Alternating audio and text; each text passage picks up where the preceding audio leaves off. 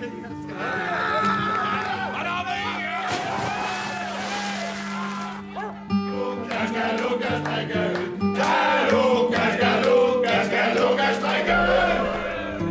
wait for a long time? Yes.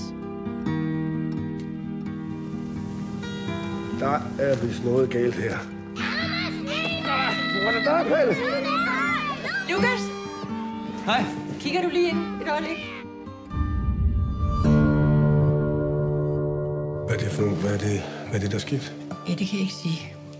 Måske det bedste, at du tager fri et par dage, ikke? Så kan vi få det her på plads sådan stille og roligt. Hvad har hun nu fundet på, den lille bandit?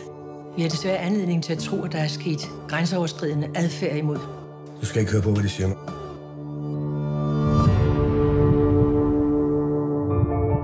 Jeg kalder mig en lille pige, og hun lyver ikke. Så hvorfor skulle hun lyve nu? Hvad laver I her? Hvad sker der? Hjem igen, Lukas. Du kan ikke få noget her. Jeg har ret til at købe ind her. Jeg kan godt gå og se. Det er min bedste vens datter, det ved du godt, ikke? Jeg tror på børnene, Lukas. Det har jeg altid gjort. Hvis du rører sig min lille datter, Sindssygt eller hvad? så får du en kugle i panden. You are not a sick person, are you?